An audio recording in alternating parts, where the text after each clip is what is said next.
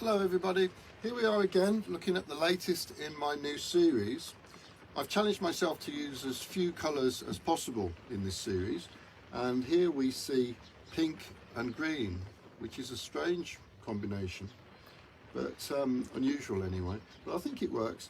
I've used a very soft viridian for the background, and in certain lights from certain angles these sort of pick up on the pink really. The iridization makes them look pink. They're not, they're viridian, but it's just the way the light plays on it.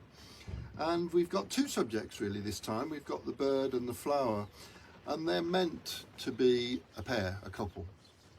They're meant to match really. And when I recite the verse I've written for this, maybe that will explain why. Pink bird. To look at me you might think that I am always in the pink, but sometimes when I'm feeling dour, I look up at my precious flower.